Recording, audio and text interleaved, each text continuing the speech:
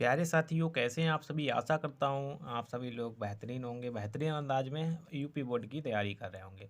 दोस्तों, UP board की तैयारी आपको पता है, यूपी बोर्ड की जो परीक्षा है वो 16 तारीख से स्टार्ट हो रही है। और इसी पर आज हम लेकर आए हैं आपके लिए रस। आपको आशा करता हूँ कि आपको रस जो है वो बेहतरीन अंदाज में एकदम समझ में आ जाएंगे। तो चलिए देर ना करते हुए अपनी वीडियो को स्टार्ट करते हैं। दोस्तों, ये रस क्या होते हैं आज हम बात करने वाले हैं रस की। तो सबसे पहले ये पता होना चाहिए कि ये रस होते क्या हैं। ठीक है, तो रस की चर्चा कर रहे हैं, लेकिन रस होते क्या हैं इस पर हम बात करने वाले हैं आज। दोस्तों, जो रस होते हैं वो आप, अच्छा ये बताइए, जब आप टीवी देखते हैं, अच्छा आप जब कोई नाटक देखते हैं या आप कोई भी कार्य करते हैं तो उसमें आपको आनंद प्राप्त होता है, रस की अनुभूति होती है। अब जो आपको आनंद प्राप्त होता है वही रस कहलाता है। वही क्या कहलाता है? वही रस कहलाता है। ठीक है, तो रस आप समझ गए होंगे कि रस, अब रस जो है आचार्यों ने क्या कहा, जो आचार्य, जो हमारे आचार्य जो हैं, जो सब कुछ जानने वाले हैं, जो हमारे शिक्षक हैं, आचार्य हैं, वो क्या है, उन्होंने इस काव्य की आत्मा कहा है। इस रस को क्या कहा है? काव्य की आत्मा कहा है। तो अ, रस क्या होते हैं? तो रस, आप जब नाटक देखते हैं या कोई भी आप मोबाइल चलाते हैं या फिर आप कोई भी कार्य करते हैं, उसमें आपको आनंद की प्राप्ति होती है।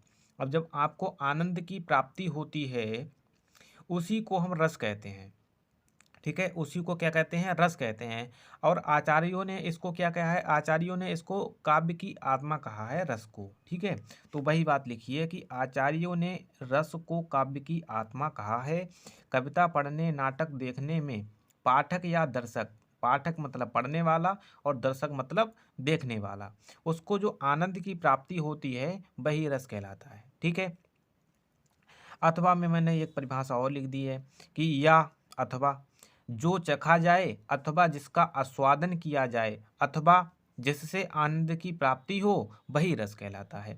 तो आप क्लियर हो गया कि रस क्या होता है। जो आप कोई भी काम कर रहे हैं और उसमें आपको रस की प्राप्ति हो रही होती है। क्यों होती है? क्योंकि जब आप कोई भी काम करते हैं तो आपको आनंद आता है। जब आनंद आता होगा तो आपको, इसका मतलब क्या है, आपको रस की प्राप्ति हो रही है। ठीक है, अब जो रस होते हैं, रस के अंग हैं, कुछ अंग हैं। 4 अंग होते हैं रस के।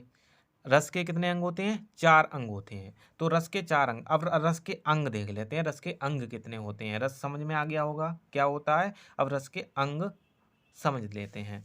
तो रस के अंग देखना है हमको। देखिएगा, रस के अंग क्या क्या हैं। रस के अंग 4 होते हैं, लिखा लिखा भी है, रस के अंग 4 होते हैं। ठीक है, पहला स्थायी भाव। अच्छा, स्थायी भाव क्या होता है उसको भी समझना अनिवार्य है, इसीलिए मैंने परिभाषा के रूप में थोड़ा लिख दिया है और आपको देख लेना है। इस ये एग्जाम में नहीं आता है। जो मैं इतना अभी पढ़ा चुका हूँ या अभी ये रस के अंक पढ़ा रहा हूँ, ये एग्जाम में नहीं पूछे जाते हैं। लेकिन इस इस बार पूछने की संभावना है। लेकिन इस बार 2023 में पूछने की संभावना इसलिए बन गई है क्योंकि वो बहुविकल्पीय दे रहे हैं और हमें बहुविकल्पियों के आधार पर ही इसको पढ़ना है। इसीलिए मैंने ये वीडियो बना रहा हूँ, जिससे कि आप जो 2023 है उसमें बहुविकल्पीय प्रश्न पूछे जाएंगे और उसको आप सॉल्व कर सकें। इसीलिए मैं स्थायी भाव या विभाव या ये सब समझा रहा हूँ, वरना समझाने की ज़रूरत नहीं थी। क्योंकि हमें खुद भी पता है कि हास्य रस आता है, करुण रस आता है और ये 2-4 यानी कि श्रृंगार रस आता है, वीर रस आता है, शांत रस आता है, तो ये भी आते हैं। लेकिन समझाने की बात ये है कि वो बूझेगा, आपसे कोई पंक्ति दे देगा। 2023 में जब बनेगा पेपर, बहुविकल्पीय प्रश्न आएंगे तो आपको एक मतलब 2-3 पंक्तियां दे देगा काव्य की, और उससे पूछेगा कि इसमें स्थायी भाव क्या है। समझ रहे हैं ना? तो विभाव क्या है, इससे क्वेश्चन बन सकते हैं, इसीलिए मैंने बताने का प्रयास कर रहा हूँ। ठीक है, अब देख लेते हैं स्थायी भाव क्या होता है। स्थायी भाव, अच्छा आपके मन में कई सारे मतलब रहते हैं, विचार रहते हैं। तो मनुष्य के हृदय में सदैव रहने वाला भाव, जैसे जैसे आप हँसते हैं तो हँसना जो है वो आपके अंदर विद्यमान होता है।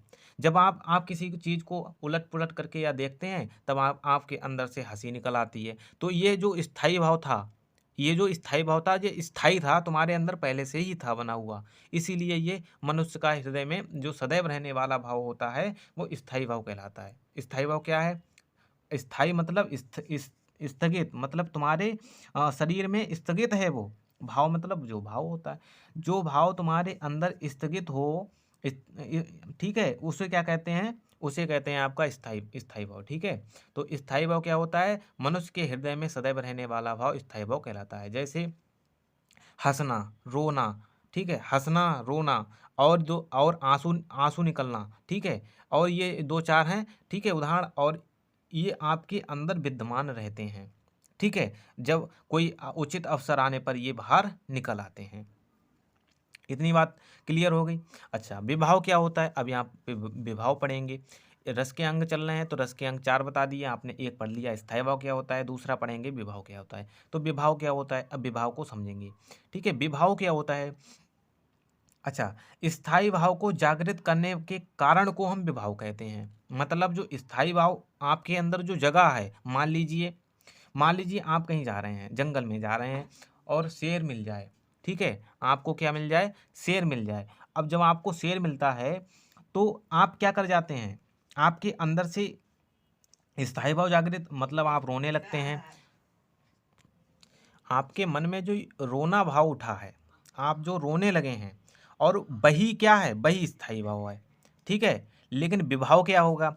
आपका कारण कौन है? आपका कारण है शेर। जब शेर आपके सामने आया, ये कारण है। ठीक है, जो कारण होता है वही क्या कहलाता है? विभाव कहलाता है। तो विभाव इसमें क्या हो गया? शेर के आने का कारण। ठीक है, ये कारण हो गया। ठीक है, अब हम पढ़ते हैं अनुभाव क्या होता है। अनुभाव को देख लेते हैं।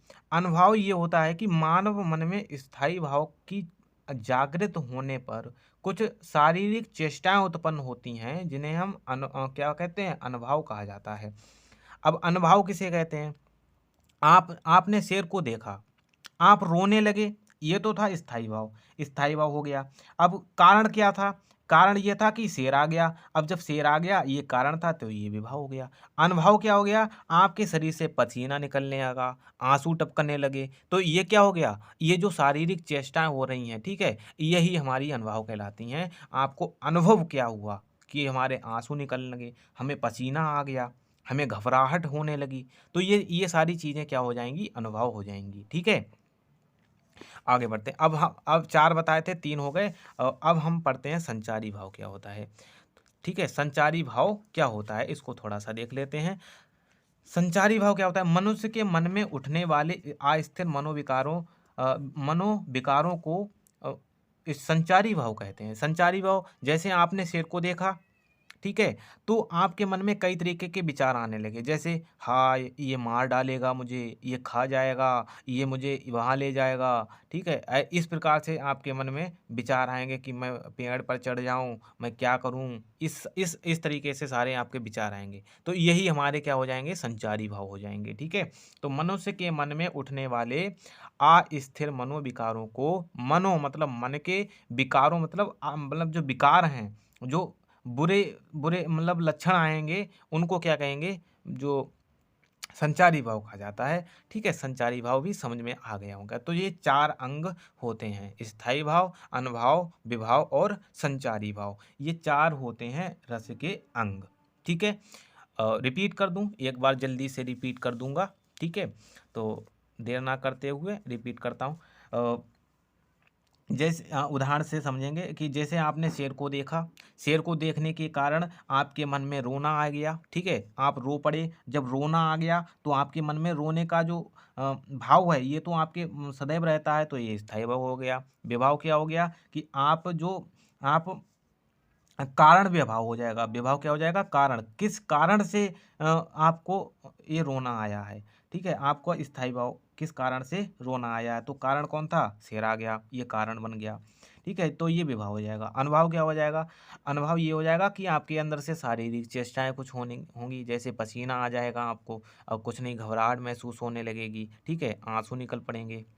ठीक है, तो ये चीज़ें क्या हो जाएंगी, अनुभाव में आ जाएंगी। संचारी भाव में आप देख लेते हैं, संचारी भाव क्या होगा कि मनुष्य में अब आपके मन में थोड़े से विचार आ जाएंगे कि हाँ, ये मुझे मार डालेगा, ये मुझे बहा ले जाएगा, ये मुझे खा लेगा। तो इस तरीके से आपके मन में विचार आएंगे और इन विचारों को क्या कहेंगे, संचारी भाव कहेंगे। ठीक है, अब पढ़ते हैं रस के निम्नलिखित होते हैं। रस क्या मतलब, रस और रस के स्थायी भाव पढ़ते हैं। तो रस और रस के स्थायी भाव पढ़ लेते हैं। ठीक है, देखिए कुछ रस हैं और स्थायी भाव हमने लिख दिए हैं और यहाँ पे पढ़ लेते हैं थोड़ा। अभी इनमें से बहुविकल्पीय प्रश्न अवश्य बनते हैं। ठीक है, एक वीडियो मैं इस पर भी बनाऊंगा कि बहुविकल्पीय प्रश्न कैसे बनते हैं, कैसे बनेंगे इससे, तो वो भी मैं इस वीडियो के माध्यम से बता दूंगा। ठीक है, तो यहाँ से थोड़े जो रस दिए हुए हैं, हमने रस लिखे हैं और स्थायी, इनके स्थायी भाव हैं। स्थायी भाव आप समझ चुके हैं क्या होता है। शोक होता है, शोक मतलब दुख होना, तो दुख भी दुखी, उत्साह मतलब प्रोत्साहित होना। तो इस तरीके से आपको ये स्थायी भाव दिए हुए हैं। मैंने स्थायी भाव पहले बता चुका हूँ। ठीक है, अब जाते हैं हम देर ना करते हुए और थोड़े पढ़ लेते हैं। देखिएगा, करुण रस जो है, करुण रस का स्थायी भाव क्या होता है। स्थायी भाव मतलब सदैव रहने वाला भाव क्या है, शोक। ठीक है, शोक। अब श्रृंगार रस का स्थायी भाव रति होता है, रति। ये रति लिखा हुआ है, ये डंडा नहीं है। ठीक है, रति लिखा हुआ है, रति, रति होता है। अब वीर रस का स्थायी भाव क्या होता है, उत्साह होता है। हास्य रस का स्थायी भाव क्या होता है, हास होता है, हास। ठीक है, अब पांचवा शांत रस, शांत रस का होता है निर्वेद। निर्वेद हमने ब्रैकेट में लिख दिया है, संसार से वैराग्य। जैसे कि मान लीजिए आप महात्मा मान लीजिए, जैसे महात्मा जो लोग होते हैं वो संसार से वैराग्य होते हैं, वो अपने अलग जीवन, जंगल में जाकर के जीवन बिताते हैं। तो ये संसार से वैराग्य मतलब निर्वेद, शांत जिसे बोलते हैं। ठीक है, रौद्र रस क्या होता है, क्रोध। क्रोध आपका रौद्र रस हो जाएगा। भयानक रस क्या हो जाएगा, भय आपके अंदर आ जाएगा, तो ये भयानक रस हो जाएगा। बीभत्स्य रस क्या हो जाएगा, जुगुप्सा या गिलानी, जिसे गिलानी महसूस होती है। वात्सल्य रस हो जाएगा, वात्सलता। ठीक है, अद्भुत रस, आश्चर्य। और भक्ति रस ये हमारा है, भक्ति रस है हमारा देव विषयक। ठीक है, तो ये हमारे 11 रस हैं। कितने रस हैं, 11 रस हैं और इनके स्थायी भाव ये याद कर लेने हैं, जो मैंने इंपॉर्टेंट सब लिख दिए हैं। ठीक है, अब इनमें से क्या करना है, जो हाई स्कूल के विद्यार्थी हैं उनके लिए केवल 2 ही पढ़ने हैं। हाई स्कूल के विद्यार्थियों के लिए केवल 2 ही पढ़ने हैं। कौन से, करुण रस और हास्य रस। ठीक है, ये 2 पढ़ने हैं हाई स्कूल के विद्यार्थी के लिए। लेकिन इसमें और जो इंटरमीडिएट आप पढ़ रहे हैं, इंटरमीडिएट विद्यार्थियों के लिए कौन कौन से हैं, ये 5 हैं, शुरुआत के 5। करुण रस, श्रृंगार रस, वीर रस, हास्य रस और शांत रस। ठीक है, इतने सारे हैं। ठीक है, इनको पढ़ना है। अब ठीक है, तो इंटरमीडिएट विद्यार्थियों के लिए केवल 5 ही पढ़ने हैं। ठीक है, आगे बढ़ते हैं। आगे अब हम पढ़ेंगे हास्य रस को। सबसे पहले हास्य रस को पढ़ लेंगे। ठीक है, हास्य रस को पढ़ेंगे। ठीक है, तो हास्य रस देखते हैं। ये देखिए हास्य रस, हास्य रस की परिभाषा और उदाहरण और स्पष्टीकरण। अच्छा, ये जो 3 चीज़ें हैं आपको अब तो लिखने के लिए नहीं आएंगी। ठीक है, अब तो लिखने के लिए नहीं आएंगी, लेकिन इससे अब बहुविकल्पीय प्रश्न बन रहे हैं। अब बहुविकल्पीय प्रश्न बनेंगे तो आपको कैसे देखना है, बहुविकल्पीय प्रश्नों में हास्य रस कैसे बनेगा। जैसे कि आपको कोई उदाहरण दे देगा तो उससे आपको पूछ लेगा कि ये अच्छा, ये इसमें बताइए कि इसमें कौन सा रस है, तो आपको बता देना है। और इस तरीके से अब ज़्यादा कर आपको ये लिखने को नहीं आएगा। अब केवल बहुविकल्पीय प्रश्न बनेंगे, तो थोड़ा सा एक बार देख लो, समझ लो बस। ठीक है, और आपको एक वीडियो लाएंगे जो कि कैसी होगी, जो कि होगी हास्य रस मतलब रसों की एक होगी, एक अलंकार की वीडियो होगी, एक उनके सबके क्या होंगे, उनके सभी के बहुविकल्पीय प्रश्न एक वीडियो में मैं बनाऊंगा। ठीक है, हास्य रस की अलग वीडियो बनेगी और करुण रस की अलग वो मिल जाएगी। ठीक है, आज ही बना दूंगा। ठीक है, ठीक है। अब हास्य रस समझ लेते हैं। हास्य रस क्या होता है, तो जहाँ पर किसी काव्य में अनुभाव, विभाव और संचारी भाव के योग से हास्य नामक स्थायी भाव उत्पन्न होता है, तो वहाँ पर हास्य रस होता है। कैसा रस होता है, हास्य रस होता है। अब आप सिंपल भाषा में समझिए, आप कोई भी चीज़ देखते हैं या सुनते हैं तब आप हंसने लगते हैं, तो ये जो भाव आपके अंदर जागा है, इन्हीं की जो योग बना है, इन्हीं को हास्य रस कहा जाता है। जैसे अनुभाव, विभाव, संचारी भाव, ठीक है, उनसे क्या बना हमारा स्थायी भाव, कौन सा बना, हास नामक, मतलब हम हंसने लगे, ऐसा स्थायी भाव हमारे अंदर से क्या हो गया, उत्पन्न हो गया, जागृत हो गया। अब उसी भाव को हम क्या कहते हैं, हास रस कहते हैं। अब ये हास क्या है, ये मतलब ये हमारा स्थायी भाव है, क्या है, स्थायी भाव है। अब इसमें ऐसा भी प्रश्न पूछा जाएगा कि हास रस का स्थायी भाव बताइए, तो आपको बताना है हास रस का स्थायी भाव क्या होता है, हास होता है, ठीक है। इस तरीके से प्रश्न बनेंगे जो बता दिए। अब आपको याद कैसे रखना है परीक्षा में कि हास रस कहाँ पे होगा, करुण रस, तो आपको थोड़ा सा ये उदाहरण देख के आपको पहचानना है कि ये हास रस क्या है, करुण रस क्या है। अब प्यार, अब यहाँ से मैंने दो उदाहरण ले लिए हैं और जो कि इम्पोर्टेंट है। इसमें क्या है कि प्यार करो महबूबा से, रखो याद जरूर, यानी कि ऐसा प्यार करो कि याद रखो जरूर कि अस्पताल हो पास में, थाना हो बहुत दूर। अस्पताल पास में क्यों हो, थाना दूर क्यों हो, क्योंकि अस्पताल में आपकी मार पड़ेगी, जब आप प्यार करोगे तो महबूबा से तो भाई मार तो पड़ेगी ही, तब आपको अस्पताल ज़रूरत ज़्यादा होगी और थाना की ज़रूरत कम होगी। तो ये ऐसे भाव से हमें, हमारे अंदर क्या होगा भाई, हमारे अंदर क्या होगा, हास नामक स्थायी भाव उत्पन्न हो जाएगा। अब जब हास नामक स्थायी भाव उत्पन्न, हास रस हो जाएगा, ठीक है। अब यहाँ से देखिए, मोटा चढ़ा पेड़ पर पेट लिया लटकाए, अब जिसका जितनो चाहिए काट काट ले जाए। अब बताओ इसमें आपको क्या आपको ये हंसने वाली बात नहीं है। अब ऐसा कोई होगा मोटा जो पेड़ पर चढ़ जाएगा और कहेगा ले वो काट काट के ले जाओ, तो इससे मन में, आपके मन में क्या आ जाएगा भाई, हास रस आ जाएगा। तो यही हमारा हास रस हो जाएगा, ठीक है। स्पष्टीकरण मैंने लिख दिया है, अब फिलहाल पेपर में ऐसा नहीं आएगा, अब बहुविकल्पीय प्रश्न बनने लगे हैं। तो उपर्युक्त उदाहरण में मोटे आदमी को देख करके हमारे मन में स्थायी भाव कौन सा हो रहा है, हास नामक स्थायी भाव उत्पन्न हो रहा है, अतः यहाँ पर हास्य रस है।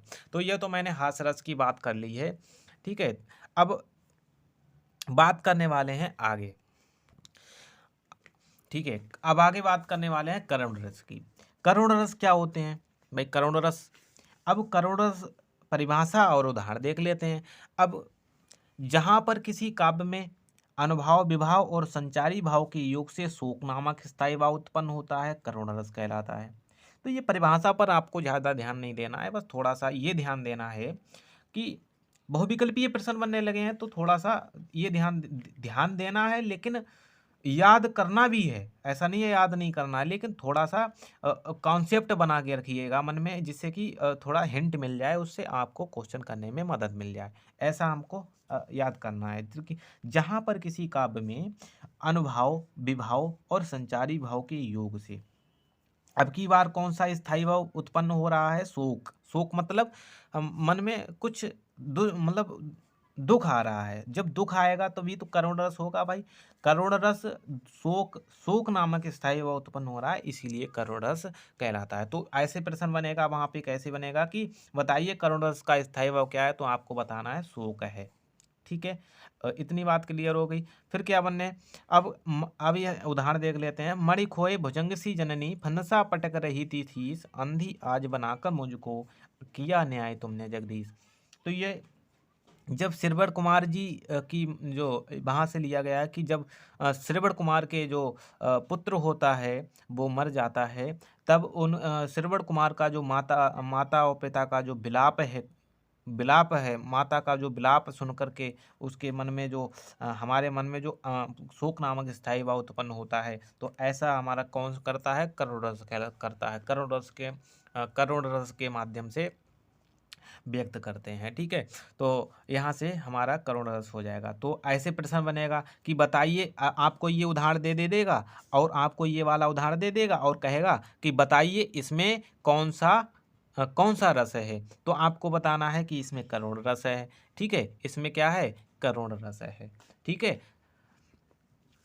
आगे देखते हैं, आगे क्या है, आगे है अब स्पष्टीकरण। अब तो स्पष्टीकरण लिखने की कोई बात ही नहीं है, फिलहाल आप देख लीजिएगा, ठीक है। स्पष्टीकरण होता क्या है कि आपने जो उदाहरण ऊपर लिखा है देखा है और उसी का जो विस्तार है, मतलब आपको किस तरीके से ये भाव दे रहा है उसी तरीके से स्पष्टीकरण लिख देना है। जैसे कि उपर्युक्त उदाहरण में सुरभा कुमार की मृत्यु पर उनकी माता का जो विलाप है, विलाप मतलब रोना है, वो हमारे मन में शोक नामक स्थायी भाव उत्पन्न कर रहा है या करता है। अतः यहाँ पर क्या है, करुण रस है। तो इस तरीके से आपको लिखना था, लेकिन बहुविकल्पीय बन रहे हैं तो आपको तो केवल ये ध्यान रखना है। इसमें दो ही तरीके से प्रश्न पूछे जा सकते हैं। पहला प्रश्न किस तरीके से पूछा जा सकता है, पहला इस तरीके से पूछा जा सकता है कि बताइए इस करुण रस का मतलब स्थायी भाव क्या है, तो आपको बताना है शोक होता है। लेकिन दूसरे तरीके से कैसे पूछा जा सकता है, दूसरे तरीके से पूछा जा सकता है कि मणि खोए भुजंग से जननी फंसा भटक रही थी, सी संधि आज बनाकर मुझको किया न तुमने जगदीश। तो इसमें क्या है, ये दे देगा और कहेगा बताइए इसमें कौन सा रस है। ठीक है, तो आपको बताना है करुण रस है। पर दो ही तरीके से ज़्यादातर पूछे जा सकते हैं, तो इन तरीके से मैं बताने का प्रयास करता हूँ। ठीक है, आगे आप देख लीजिए श्रृंगार रस। अब श्रृंगार रस परिभाषा तो मैंने सेम लिख दी, इसलिए सेम लिख दी क्योंकि मैं बता रहा हूँ, अपने याद कर लेना। ठीक है, सेम इसलिए लिख दी क्योंकि ये बहुविकल्पीय बन रहे हैं तो ज़्यादा ध्यान नहीं देना है। ऐसे पूछे जा सकता है कि श्रृंगार रस कितने प्रकार का हो सकता है। ठीक है, ऐसे पूछे जा सकते हैं। तो श्रृंगार रस बताइए कितने प्रकार का होता है, दो प्रकार का होता है। श्रृंगार रस संयोग श्रृंगार और वियोग श्रृंगार। अब वो सब उसका डिस्कशन नीचे करेंगे। ठीक है, तो ये दो प्रकार का होता है। सेम मैंने परिभाषा लिख दी कि श्रृंगार रस की परिभाषा कैसे, एक बार देख लीजिएगा कि जहाँ पर किसी काव्य में अनुभाव विभाव और संचारी भाव के योग से रति, इसका स्थायी भाव क्या है, रति, और रति नामक स्थायी भाव हमारे अंदर जो बन रहा है वही हमारा श्रृंगार रस है। ठीक है, वही हमारा क्या है, श्रृंगार रस है। तो श्रृंगार रस दो प्रकार का होता है, वो हमने अभी बता दिया है आपको। तो उसको एक बार, एक संयोग श्रृंगार होता है, तो पहले संयोग श्रृंगार को देख लेते हैं। ठीक है, संयोग श्रृंगार देख लीजिएगा। अब अच्छा, आप जब क्या होता है, जब किसी का मिलन होता है, जब नायक और नायिका यानी कि स्त्री और पुरुष का जब मिलन होता है तो वो संयोग कहलाता है, उस संयोग काल कहलाता है, संयोग श्रृंगार कहलाता है।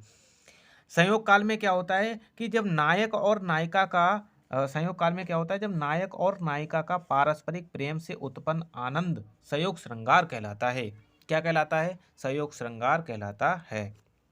जैसे कि आप कहीं मिलने जाते हैं, गलत मत लेना, लेकिन आप कहीं मिलने जाते हैं तो वो क्या हो जाएगा भाई, संयोग श्रृंगार हो जाएगा। आप किसी मतलब लड़की से बात करते हैं और आप जब, या लड़का या लड़की जो भी है, ठीक है, और उससे जब मिलन होता है, तब आप क्या होता है, संयोग श्रृंगार होता है, वहाँ पर सहयोग होता है। उसी बात को लेकर के मैंने एक उदाहरण नीचे लिखा है। जब राम और सीता जी के मिलन की बात हो रही है, ध्यान से देखना, बहुत मस्त मस्त उदाहरण है कि राम को रूप निहारत जानकी, कंकन के नंग की परछाई, यात सबय सुध भूल गई, कर टेक रही पलटारत नाही। मतलब राम और सीता जी जब मिलने के लिए पहली बार जब वन में फूल तोड़ने के लिए दोनों लोग गए हुए थे, तब दोनों लोगों का जब मिलन हो गया था, कैसे मिलन हुआ, राम को रूप, अब फिर ऐसा मिलन हो गया कि जो राम सीता जी जो थी वो राम को रूप निहारती ही रह गईं, और जानकी, मतलब जानकी सीता जी के लिए कहा गया है कि जानकी जो थी वो राम को रूप निहारती ही रह गईं। और कहाँ कहाँ निहार रही हैं, जब उनको पत्तों की आड़ में जब हो गई, जब जाते जाते पत्तों की आड़ में जब हो गई, तब क्या, कंकन के नंग की परछाई, और वो कंकन में उनकी परछाई को देख रही हैं।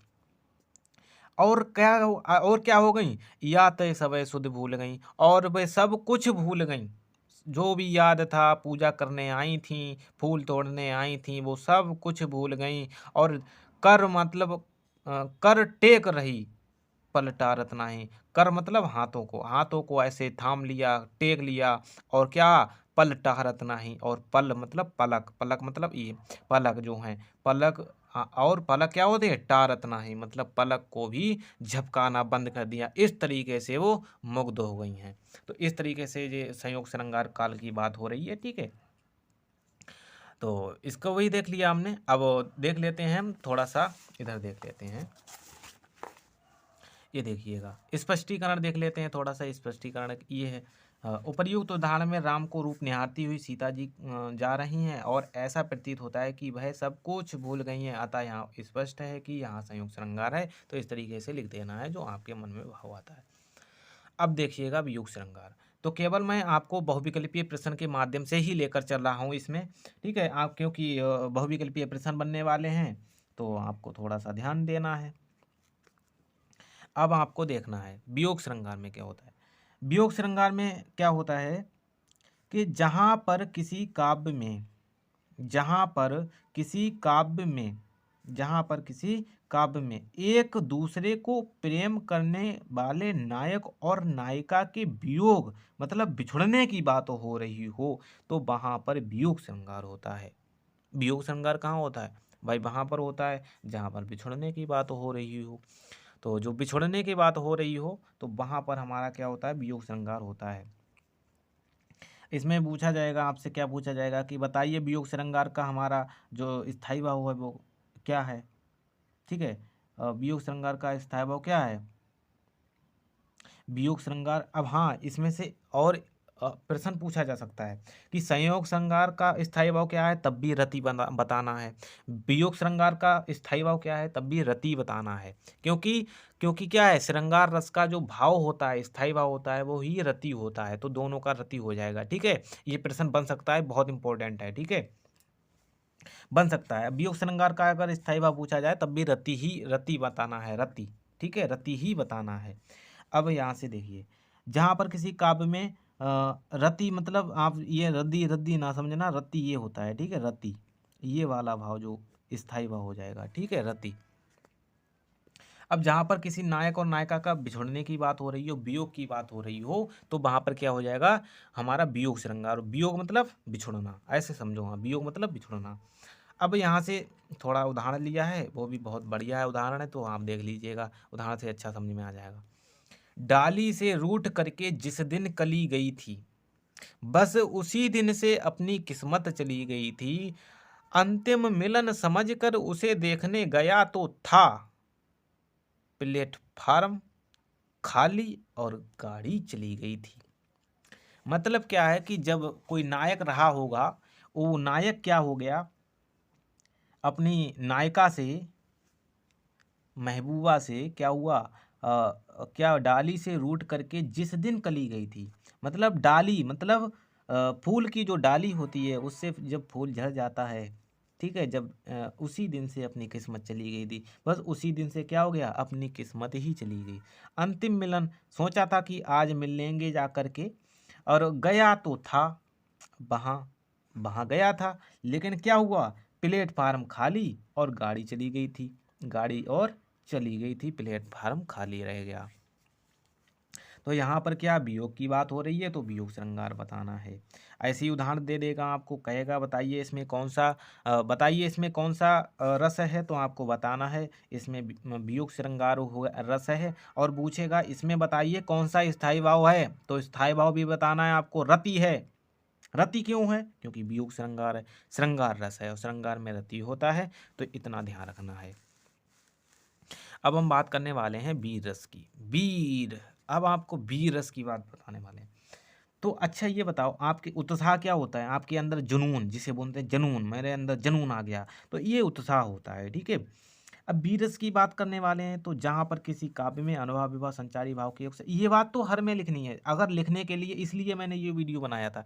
यदि आप लिखने वाला दे रहे हैं, या अभी तो फिलहाल नहीं है लेकिन देंगे, अगले की नहीं कह सकता हूँ, पिछले की जब देना मतलब देना पड़ रहा था, तो ये कॉमन सी बात रहती थी कि जहाँ पर किसी काव्य में अनुभाव विभव संचारी भाव के योग से केवल ये चीज़ बदली जाती थी, ठीक है। इसीलिए मैंने उदाहरण, इसीलिए सहजता से आपको बताने का प्रयास करा, लेकिन जो बहुविकल्पीय बन रहे हैं तो इसकी कोई आवश्यकता नहीं है ज़्यादा, ठीक है। जहाँ पर किसी काव्य में अनुभाव विभाव संचारी भाव के योग से केवल उत्साह नामक स्थायी भाव उत्पन्न हो, हमारे अंदर उत्साह नामक स्थायी भाव, जो हमारे अंदर रहने वाला जो भाव था वो जागृत हो जाए, उत्पन्न हो जाए। तो उत्पन्न मतलब उस उत्पन्न का उत्साह क्या है, हमारे अंदर जुनून। जुनून, जैसे आप कोई भी कार्य देख रहे हैं, जैसे आपने लड़ाई महाराणा प्रताप या कोई भी लड़ाई आपने देखी, तो आपके अंदर भी क्या आता है, जुनून आता है, मारने की जो इच्छा होती है, तो वही हमारा वीर रस होता है। थोड़ा सा यहाँ से उदाहरण के माध्यम से देख लेते हैं। तो ये चढ़ चेतक पर तलवार उठा करता था भूतल पानी को, वह राणा प्रताप सिर काट काट करता था सफल जवानी को। इसमें राणा प्रताप, महाराणा प्रताप जो थे वो एक वीर योद्धा थे, आपको पता है, ठीक है। तो चढ़ चेतक, चेतक उनका जो घोड़ा था उसका नाम है, ठीक है। चेतक एक घोड़ा था, उनका ही नाम है। तो चढ़ चेतक पर तलवार उठा, ऐसी तलवार उठाता था भूतल पानी को, और कर देता था भूतल पानी को भी फाड़ देता था, पानी को भी भूतल काट देता था। राणा प्रताप सिर काट काट, ऐसा राणा प्रताप जो सिर काट काट कर अपनी जवानी को सफल कर रहा था। तो इस तरीके से हमारे मन में क्या है, वीर रस आ गया, उत्साह आ गया कि हम भी ऐसा काम करेंगे जिससे अंग्रेज साले आएँ और हमारे अंदर से बाहर हो जाएं। ऐसा आपको भी फील हुआ होगा, ठीक है। तो आपके अंदर भी मतलब उत्साह आया होगा, तो वीर रस हो जाएगा, ठीक है। अब हम बात करने वाले हैं अगले रस, स्पष्टीकरण इसका देख लेते हैं। स्पष्टीकरण क्या है, उपर्युक्त उदाहरण में महाराणा प्रताप की वीरता को देख करके हमारे मन में क्या है, उत्साह नामक स्थायी भाव उत्पन्न होता है, अतः यहाँ पर वीर रस है। तो ये तो स्थायी भाव हो गया, ठीक है।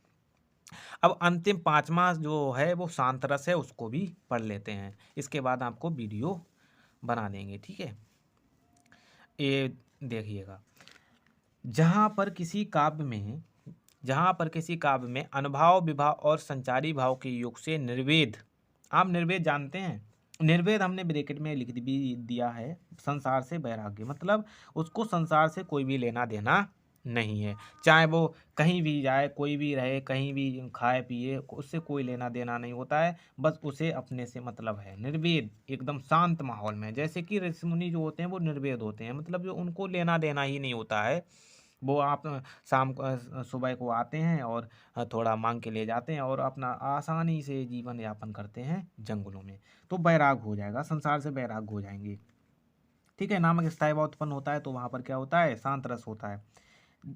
यहाँ पर मैंने लिख भी दिया है आपको समझाने के लिए, ना दुख हो, ना सुख, ना द्वेष, ना राग, राग मतलब प्रेम, और ना कोई इच्छा हो, ऐसी मन की स्थिति, मनो की स्थिति में उत्पन्न स्थिति में उत्पन्न रस को मुनियों ने शांत रस कहा है। ऐसा जो रस उत्पन्न होगा उसको जो मुनि लोग थे उन्होंने क्या कहा है, उन्होंने क्या है, शांत रस कहा है। ऐसा रस को क्या कहा है, शांत रस कहा है।